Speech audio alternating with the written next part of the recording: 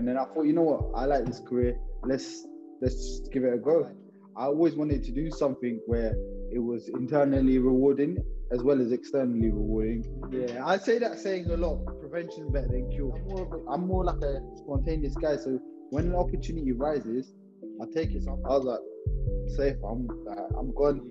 Just trying to network as much as possible. And then a few people replied, and then that's it. No matter what we do in the clinic, whether it's acupuncture, whether it's electrical stimulation, whether it's deep tissue massage, whether it's spinal manipulation, cracking, always do your homework. So always do the strengthening exercises, always do your stretches, always look after your health, your diet and nutrition to make sure you get permanent effects. This is going to get sticky now, isn't it?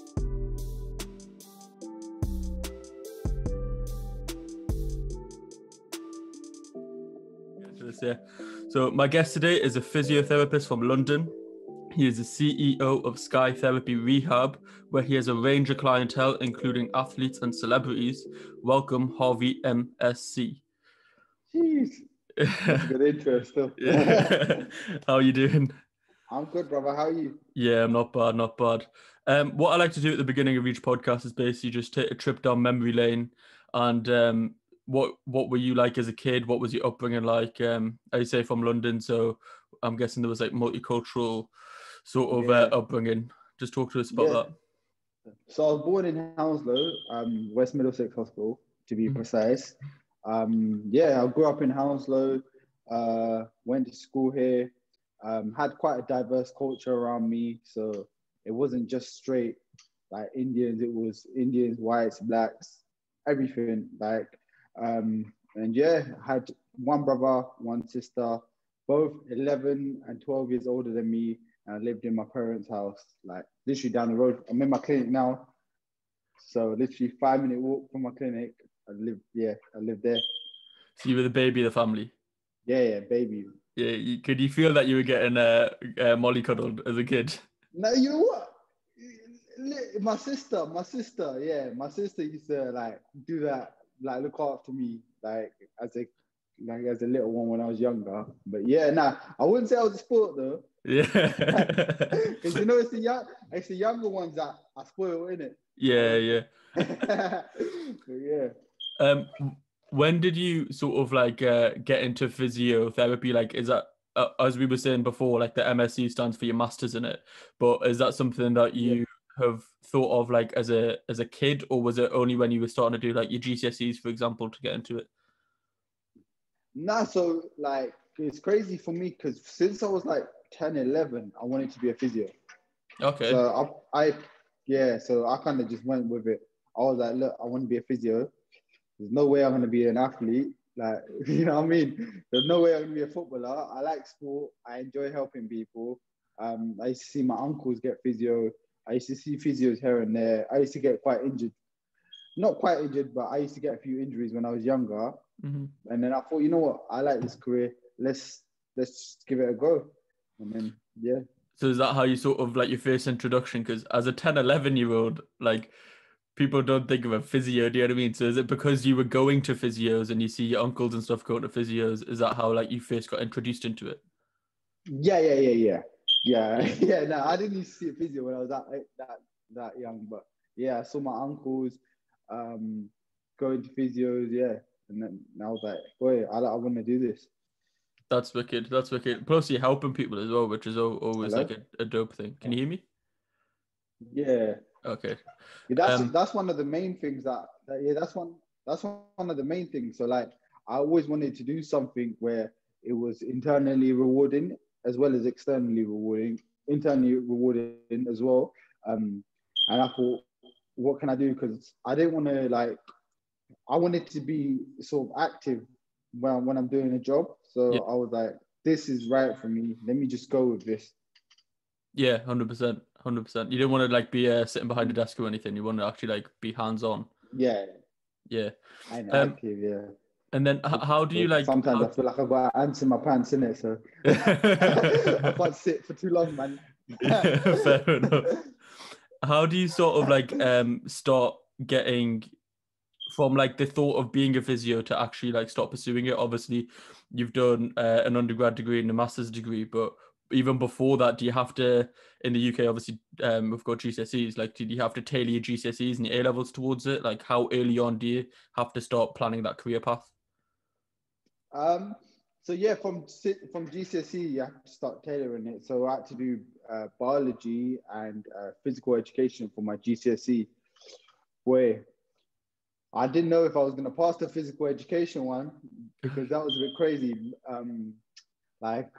But I ended up passing that. Yeah. And then after that, from A level, biology, physical education again, PE for those that, for the layman's term. Yeah. And then, and then I had to do a couple other GCSEs, but those were a couple other A levels, but those two were the main ones, biology and physical education or sports science.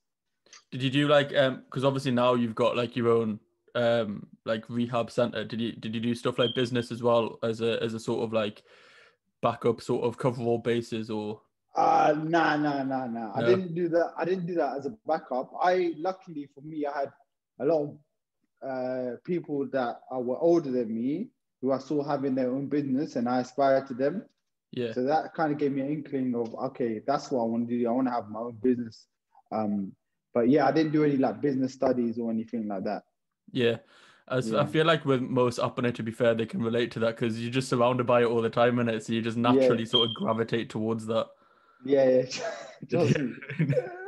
Take the good points. You take the good points, you take the bad points, and then you just take like, you know what? You just like create your own thing, to be honest. Like you create your own strategy. Take what works and then just discard what doesn't. Yeah, exactly. And then where did you go to uni, and what was that like? Is it a specific like physiotherapy degree that you did? So I went to what happened is I done my undergraduate in University of Birmingham. Right. Yeah, undergraduate in University of Birmingham. So sports science. I've done that for 3 years. That was good. I lived out, and then I came back to London straight away, like no gap year. I did my master's in Brunel University in physiotherapy, and then there I lived at home. Oh, so Birmingham's quite like multicultural as well. So like, was there a lot of up and stuff that you were hanging around with in Birmingham, or? Nah, to be fair, Birmingham, loads of up near. But to be fair, I was in University of Birmingham, so it was a lot of a mix. It was a lot of white people, but then I had a lot of friends that went to Aston and went to Birmingham City. So then it was like I was back at home again. Yeah. I was gonna say Aston's the one that I was thinking of. I got to see both. Yeah. But yeah. So it was good though, man. I enjoyed it. Sorry, I think there's a slight delay. That's probably why I'm speaking over you. So I apologize for that. I'm not trying to be rude. Yeah, that's cool. That's cool. Yeah, I think that's cool. I think it's the same on my side as well. Yeah. No, that was good as well because a lot of my friends went to Aston like from back home. Mm-hmm. So a lot of the time I was there as well. But yeah, it was a very good time, Birmingham. Yeah, very good time. And then like, so how straight after your masters did you get like experience like another physiotherapy, or did you just set up your own shop straight away? No. So after my masters, I was working with a private company. I'm not going to say the name because I'll tell you why later. But I was working for a private company for a while. Very good job. We're literally seeing clients, assessing them, treating them, etc. But then after a year, or even before a year, I got the opportunity to go to, because I was building my own clientele as well. Mm-hmm. So what was I going to say? Yeah, I was building my own clientele, but then I was working for a private company, and then this was straight after my master's, and then I got the opportunity to go to Vegas with KSI for the fight, and then they weren't letting me leave in it because it was short notice, innit? Oh, I was like, boy, this is gonna get sticky now, innit? And then because he told me, like, I think he told me a couple of weeks notice, innit? But I was like, of course I'm gonna take that opportunity to be fair. And then then I asked them, they were like, nah, you can't take it. I was like, safe, I'm gone. Yeah. That's me out, boy. And then after that, I was like, you know what? It makes sense for me just to be self-employed then. And then I was self-employed. I was working from my home. So I had a little setup at my home. And then I was also doing home visits. And then the opportunity arose, the shop was available. I was looking for a shop for quite a while. And then it came about, and I just took the opportunity, and I just started my own clinic from there. That's good. To be fair, I imagine in like the sort of industry. Correct me if I'm wrong, but like client loyalty is probably a big thing. So did you end up not like stealing intentionally like your previous like employers, like clients, but people who just gravitate towards you specifically? Did they end up just following you over? To be fair, I did, none of the clients from my work when I used to work for a company, I didn't take any of them. I built my own. Really? I built my own relationships and networked on my own. I didn't really take any of them, to be fair. Fair play. Because I didn't want any problems in the long run. So I thought, you know what? Let me just do my own thing. Yeah. Create my own lane, and then so I didn't really take any of them. And as like although I know for a fact, that when I left there, they were asking every single physio, "Where's Harvey gone? Where's Harvey gone?" Setting up your own thing, you don't need a company anymore, fam. And as you were saying, like as you can probably see on your social media and stuff, you do have like a wide range of clients. It's you've got like athletes in there, you've got professional people, you've got celebrities or influencers, that or whatever you want to call them. How did you sort of start getting that network? Just putting myself out there, using social media to the best of my ability, sending direct messages to clients, sending emails to people, and then it's just basically trying to network as much as possible. And then a few people replied, and then that's it. You just get a snowball effect of just need momentum effect. In it. Yeah. And so like I want to ask a few questions, like sort of really, I don't know if you could say these are technical, but it's just things that I have like I'm interested in to find out. So as you were saying, like you have like all sorts of clients of like black, white, Asian, all of these things. Do you see similarities from different ethnic backgrounds? So like say Apane have certain problems, black people have certain problems that are common between like ethnic backgrounds, or is it more profession based that their problems arise? It's more profession based their problems arise, to be fair. Right.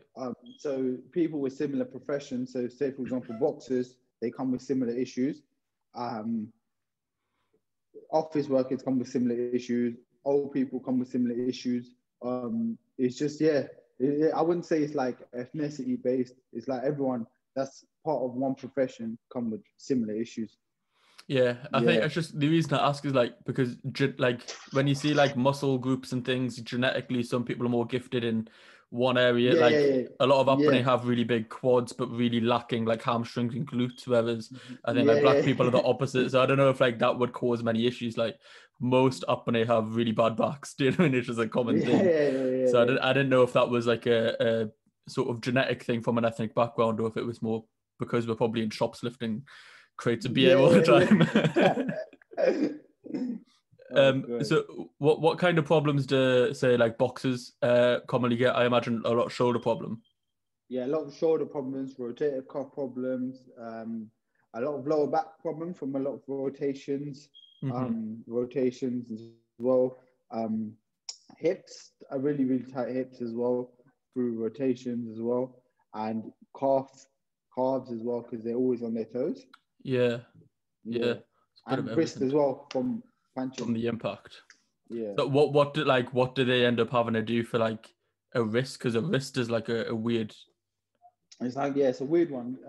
So what they normally do for a wrist is obviously as soon as you start when you punch and you sprained it, you have to obviously rest it for a few days, ice it, let the inflammation settle down, and then begin to start strengthening it up again. So strengthening the wrist is a big factor in like helping increase the strength, so to absorb the impact.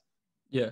When punching, and obviously preventative measures for that is just constantly strengthening your wrist, making sure it's flexible, making sure it's strong, and making sure it's like mobile as well. Yeah, makes sense, to be fair. I think a lot of the time you don't realize like the stuff that you should do until it goes wrong, innit? Yeah. So like you do all the So like you should be doing all the preventative stuff, but until it actually goes wrong, that's when you probably start. Yeah, I say that saying a lot. Prevention better than cure, because a lot of people only do stuff when they're injured, but when they're not, or when they're better, they stop. And then, you know what I mean? So it's like you have to incorporate it into your lifestyle as well, looking after your body, as well as just physiotherapy yourself. It's your physical health and your well-being, because that's really, really important. Physical health is good for your mental health. You know what I mean? So it all like interlinks as well. So the stuff in your physical health that I always recommend everyone to do is looking after their body, their sleep, their nutrition, their mental health as well. All these play a role in just being proactive and looking after your body and just being focused as well. Yeah, definitely. Like, yeah, as you say, like they all link together. Like, if you do an exercise, it's probably a good outlet for your mental health and stress relief and things. So it's like all like interlinking. Yeah. Like, because I can't say like I didn't do anything different because like earlier this year I had a bulging disc in my back, and that's when I started taking this stuff seriously. Do you know what I mean? I was like, yeah. Like my hip flexors were so tight, and then I'm starting to stretch them out and stuff. Honestly, I was so like I wasn't very mobile whatsoever, but I'm starting to work at it. I have like a physiotherapist up here, and one of my mates owns a gym, and they have a physio inside the gym, and she did wonders, to be fair. And like that's good, man. Yeah. And now you just gotta keep on top of it. Now you're gonna keep doing the stretches to rehab. That's it. Yeah. But hard in this lockdown, man. This second lockdown was like, because it's only a month. You're just thinking, oh, it's only a month. I'll just start again. What tier are you in? We're in Newcastle. We're in tier 3. Okay, yeah, same. Yeah, same. I think we're changing potentially today to tier 2, but it's unknown. I think yous went from tier 2 to tier 3, whereas we're going from like tier 3 to tier 2 potentially. So let's not jinx it. Yeah, jinx it. I'm coming up to Newcastle now. Yeah. Well, you were here yesterday as well, weren't you? Yeah, I was here. Yeah. So yeah, one of my clients needed to see one specialist for something going on. And yeah, we just went up there for a bit, and then we came back. Yeah. Is that the first time you came to Newcastle, or have you came before? Nah, I've been once. I've been once on a night out. Yeah, that's what it's famous for. That Geordie Shore life, yeah. Yeah. Well, you've been living in Newcastle all your life? Yeah, I was born like 30 seconds away from St. James's Park. So yeah, like there's a hospital right next to St. James's Park called the RVI. It's like the biggest hospital in Newcastle, and that's where I was born. So yeah. Your accent isn't that strong though, isn't it? I can put it on. Like obviously we have shops over here and stuff. My accent like goes probably a bit more extreme in the shop because it's in like a rougher area, but like as I say, like I've got family down in Leicester and stuff, and Nottingham. Like all my cousins are down there. So when I go down south, naturally my accent just sort of adapts to who I'm speaking to. Okay. Yesterday, I went to when I was in Newcastle. I went to well, let me show you something. Hold on. I went to Newcastle, and the subway. Outside the Newcastle train station. Yeah. So I bought a Subway, and then I go, do you have any serviettes with it? Yeah. They go, yeah, cool. They started giving me this. I was like, what?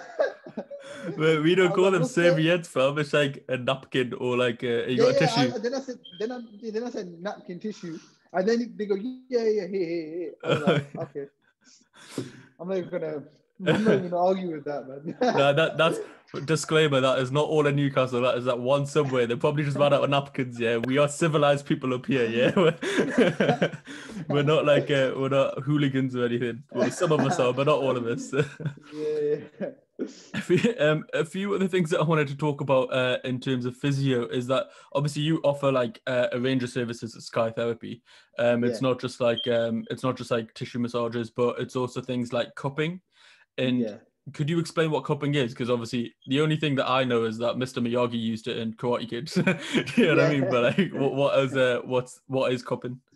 So there's various cupping. There's dry cupping. There's wet cupping. I at Sky Therapy, uh, within at Sky Therapy do dry cupping, right? Mm-hmm. And essentially, what's dry cupping doing is bringing the blood from the deepest layer of the skin to the superficial layer of the skin. So bringing them toxins up to that superficial layer of the skin. It's improving the blood flow. It's improving the circulation, the oxygen around the area. It helps with like the healing process and like reduces muscle tightness. Right. But within cupping, within the cupping, you need to also do rehabilitation on top of that. Okay. What kind of Yeah. rehabilitation? So, like, say for example, someone's come with a shoulder issue, and we do some cupping on the shoulder issue. The cupping will help ease the pain. It'll help release the tension, release the stiffness. But you need to rehab it yourself in order to gain them permanent effects. Oh, so like to allow the blood to actually travel Yeah. and do its natural thing. Yeah, exactly. How does that work of just getting toxins out, and like how does the good blood, quote unquote, stay inside and the bad blood with the toxins in like come to the top? So the toxins essentially, if you have loads of water, they get flushed out by the kidneys. They get flushed out by the kidneys, and yeah, so then the good blood would just stay in that area. Bad blood. That's why I also make people have loads of water. There's Right. very, very mixed evidence on cupping, to be fair. So a lot of people say it does work. A lot of people say it doesn't work. So far in my clinic, I've been having very, very positive impacts like retention. So my patients been coming back and saying, yo, we need to do that cupping again. That was amazing. I felt amazing after that.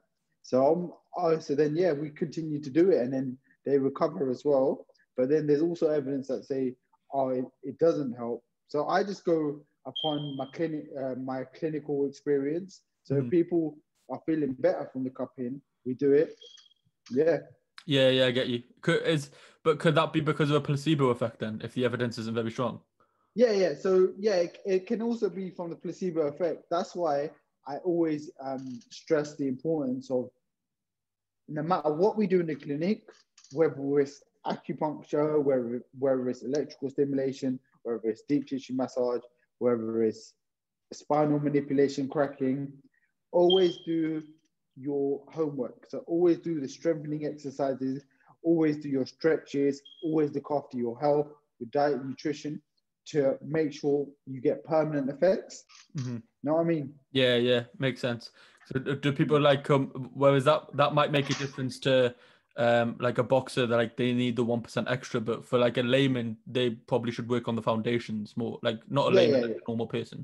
Yeah. It all varies on individuals. Like my treatments are always very based on individuals.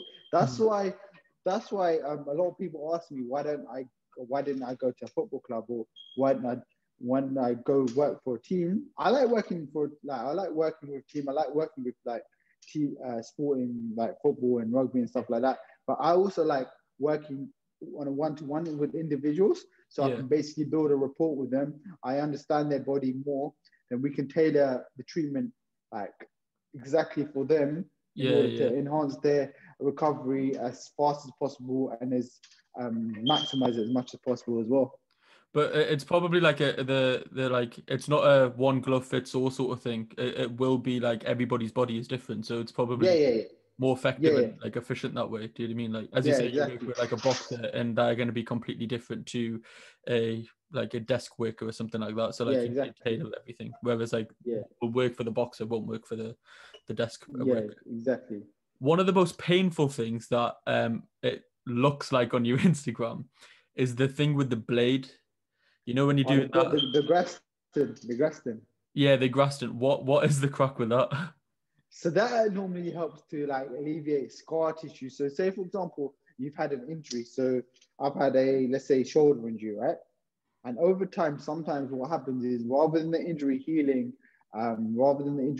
correctly, it sometimes heals incorrectly. correctly. Like, so that's why when people get knots and like, you know what I mean? Yeah. So when people get knots and stuff like that, so then that essentially helps just improve like the scar tissue, like helps like reduce adhesions and like reduce the scar tissue around the area. But what does it look painful?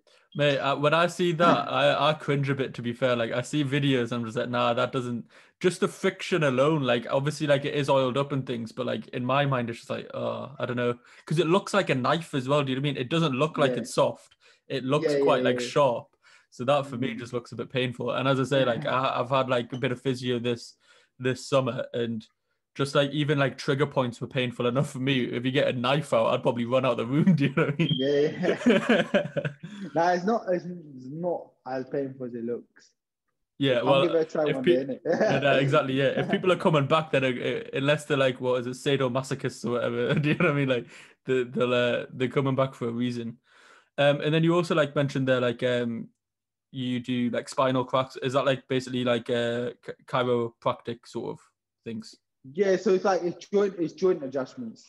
It's Right, okay. essentially joint adjustments. Just basically releasing nitrogen bubbles within the joint, just helping giving it like a relief of pain. Yeah.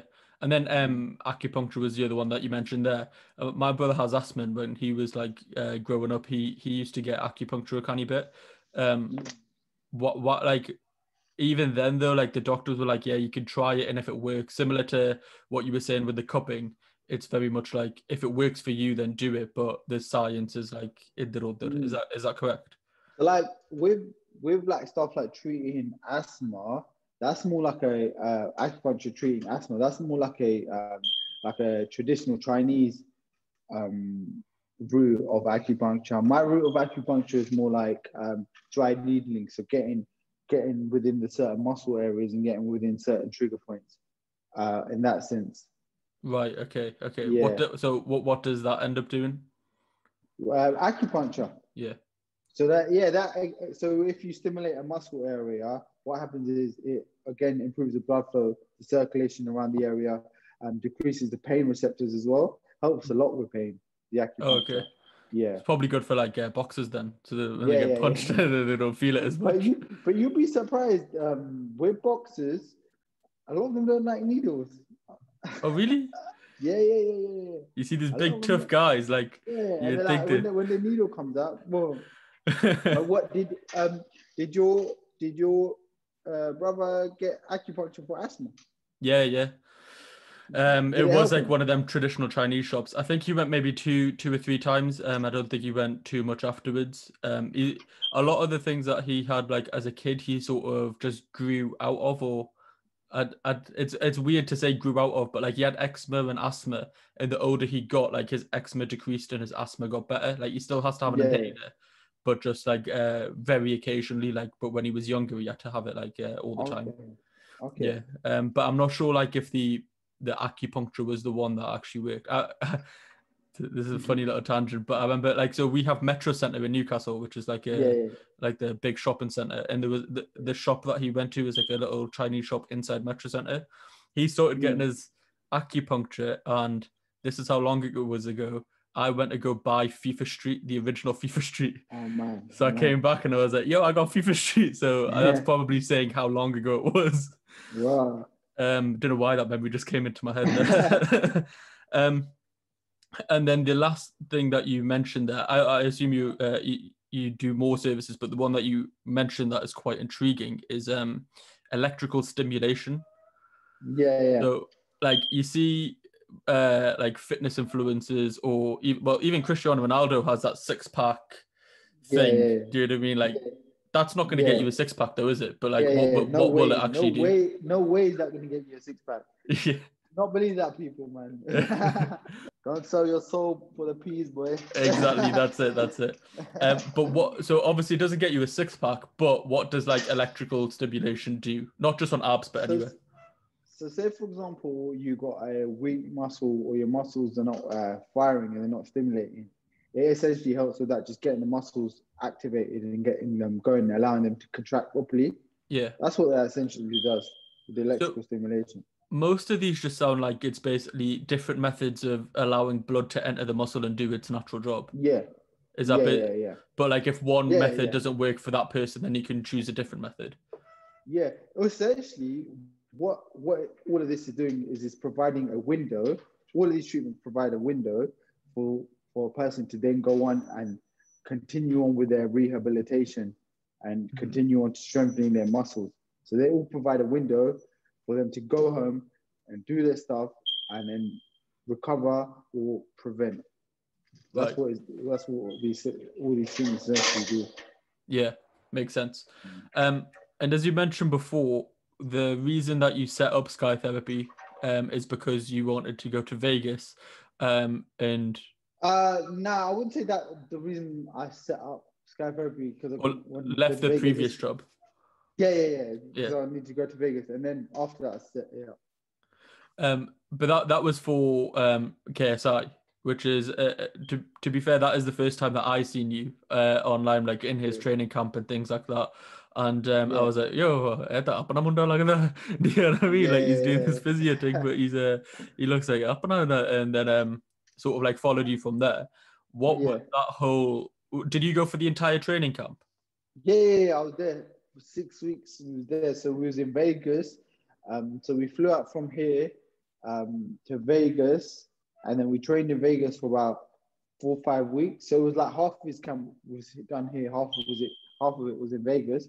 So we was there for like 4 or 5 weeks, and then from there we went to LA for the fight, and then from LA we went back after when we won. We went back to Vegas for a bit. Yeah, because he trained with like in the Mayweather gym as well, didn't he? Yeah. Like no, it wasn't in the Mayweather gym. It was a City Athletic boxing club, but he trained like with like Jeff Mayweather. So Jeff Mayweather was helping with the team. And I know you're a boxing fan as well, so like being around like that sort of environment would probably quite cool. Yeah, it was good. It was a very good experience. Yeah, it was good. You learn a lot. I took a lot of learning points from it as well. Did they have like the physios that were in like sort of the Vegas sort of camp? Did you get to learn and talk to them and stuff as well? Yeah, so I got to talk to a few like physical therapists over there, and they were cool. They were good as well. Yeah, it was good to like pick some knowledge from them as well and add it to my arsenal as well. Yeah. Do you feel like the American and the British way of physiotherapy is approached differently, or do you think it's quite similar? I think it has its similarities. It has its differences. In terms of similarities, I feel like everyone's goal is to get someone to full function or recover from an injury or to prevent an injury. But I feel there is a lot more hands-on. Right. A lot more hands-on, and here is a lot more, okay, you need to do your rehab, you need to do your exercises. Here is more active, there is more passive. I feel like is this is probably a bit of an unfair assumption to make, but is that because like customer retention is probably bigger over there then, because they're doing everything themselves, whereas you're like laying up the foundations for somebody to be able to do the things themselves. It's more like education versus actually doing it for them, is what I'm trying to ask.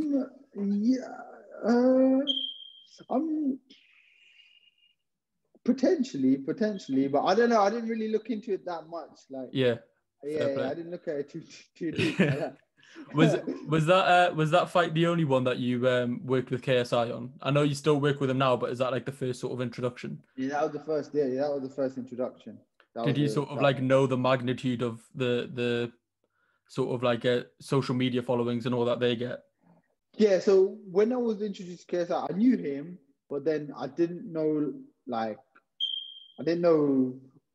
his previous background, so I didn't know the madness he done before that. Yeah. I knew like he was a FIFA YouTuber, but I didn't know like the wonders, like the numbers and stuff like that. I didn't know all of that stuff. Yeah, was it a bit of a shock? It was it was like raw. but then when you get to meet these type of people, they're just like normal people. They're just like us. They're normal people. I mean, I say recently. I think it was maybe a couple of months ago. It was There was a video on you know, like the Desi Instagram pages, the Punjabi Instagram pages, like I'm Just Basically, I think is the page that it was on. There was a video of you doing your physio. I think I know what you're talking about. It was on UB1, UB2. Yeah, and Yeah. you're doing your physio, and then the Sidhu Musiala playing. Yeah. What was KSI's like thoughts on Sidhu Musiala?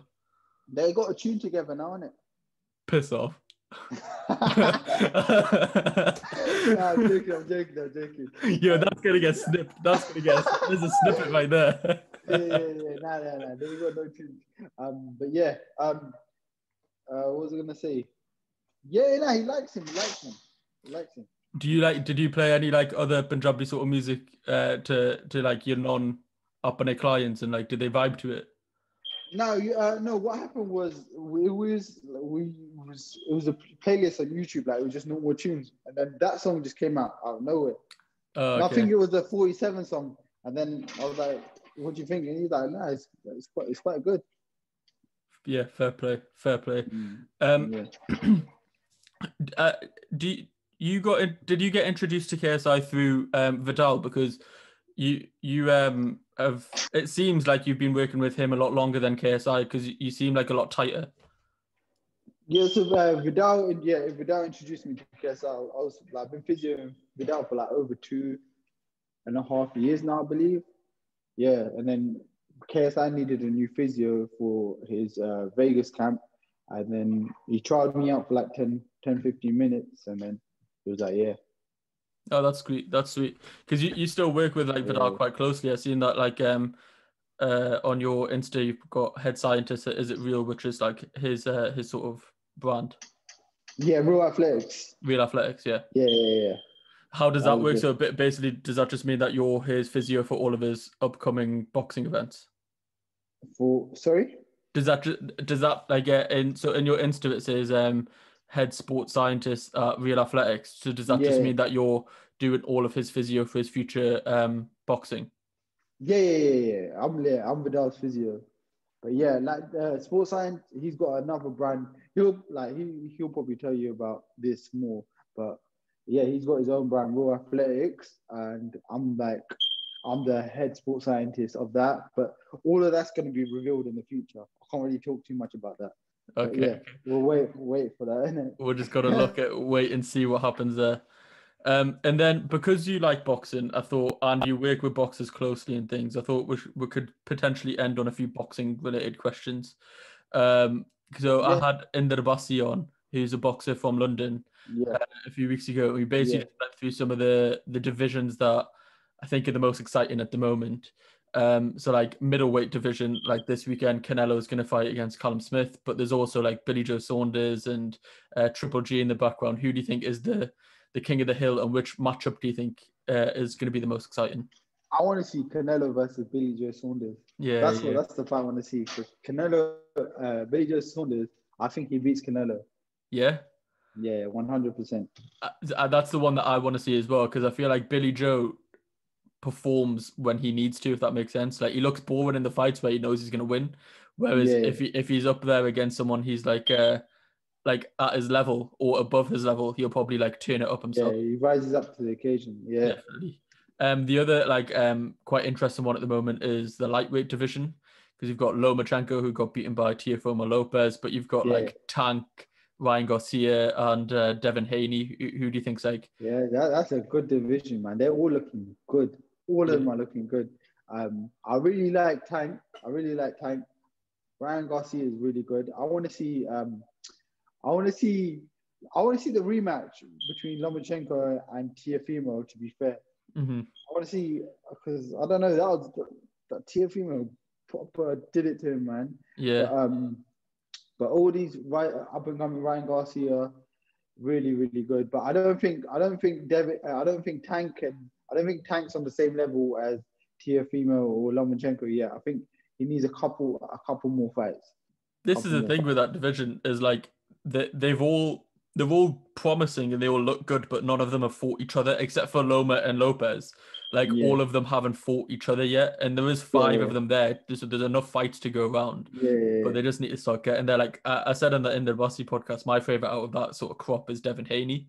I feel like he eventually will end up on top. So He's hopefully, good. He's good. because he looks like a mini Mayweather, isn't it? Like, and he's got the Philly shell going and all that as well. But the most important, the biggest, and that's why it's the last, is the heavyweight division. Obviously, the fight to be made after this weekend's knockout of Pulev is Fury Joshua. So, what are your thoughts on that? I don't know, the way Joshua didn't really say his name, innit? Remember when he got asked, he didn't say his name. But if they do fight, it'll be a really, really good fight. But I think Fury gets it. Fury gets it, man. Yeah, I think on recent form, I don't actually want to see Joshua fight Fury next, although like it is the fight to be made. I feel like if he fought Usyk, he'd probably get like more experience of the sort of boxing IQ, because Usyk's quite light on his but the thing is, if he fights Usyk, he's not going to get as much money, right? But there's a risk of fighting Usyk because Usyk is sick. Say for example he loses to Usyk, but however, if he fights Fury, the money's bigger, and if he loses to Fury, he still gets that bag. You understand? Yeah, because it's better for him to fight. It's better for him to fight Fury and lose rather than fight Usyk and lose. But all in all, I like Joshua. Like, I like his brand. I like his personality. I like the way he conducts himself and the way he's like a growth learner. So he's always trying to progressively enhance himself as well. So I like that about him. But I don't know if he's ready for Fury, man. Fury's a madman. Yeah. I agree, to be fair. Like, if they fought next, I think Fury would win, although I do want Joshua to win because personally I just like him a bit more. And finally, what I like to do is just finish up on some deep questions. They always call quickfire questions, but I need to name them deep questions because they're a bit soul searching. They're a bit deep, these questions. Yeah, so that's okay with you. The first one is, what are you most proud of? What am I most proud of? Say, just basically saying what I was gonna do when I'm older and pursuing it. Reaching your goals. I'm not listening to, reaching my goals and not really listening to other people tell me what to do. Always had my own vision and tunneled it. Yeah, smashed it. What are you most looking forward to? Loads of things, man. Like growing Sky Therapy, like that's what I'm looking forward to the most. Like growing my brand as much as possible, because right now it's growing, but we still got loads and loads to go. Like the sky's the limit, innit? I know it's it's a bit of a like used term, but it's true. Like, to be honest, like you don't know these days. Like anything can happen. I'm more like a spontaneous guy. So when an opportunity rises, I take it. So I'm looking forward to the future, basically. Yeah, definitely.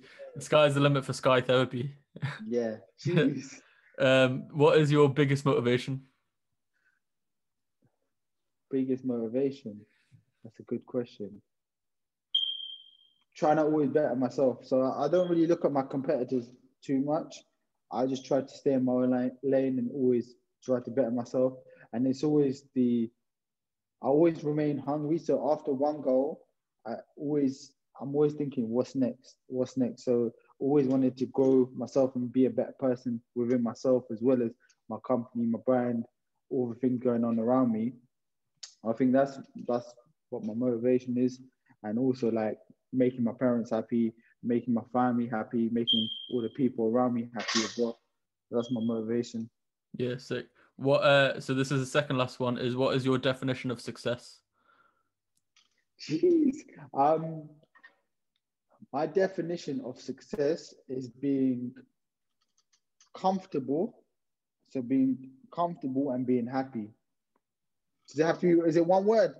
No, you can say as much as you want. Yeah. Being comfortable and happy. What do you mean by comfortable? Like, so in terms of your financial security, so you need to be financially secured and you need to be happy at the same time, because I don't believe, I believe that money is not everything, but you need money to survive, but you also need to be happy.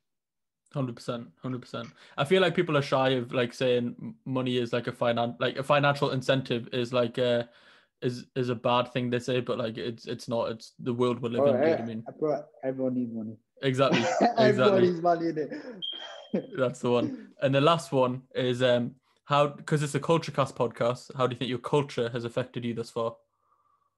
Our culture, good, really good, really good. Like with obviously with Punjabis and up in here, they're very business minded, so they always like to do their own thing, and that really really helped me. And also staying disciplined, having a household. I was like growing up in growing up in a Punjabi household, like always staying disciplined. You know what I mean? And Yeah, that really helped a lot. yeah, smashed it. Well, Yeah, again, thank you for your time. I know, like, you just came back from London yesterday. I imagine you're busy today as well, but you carved out a good hour for us. So, yeah, yeah. I'll leave all of your links and things in the description, and I just look forward to seeing what's next for you.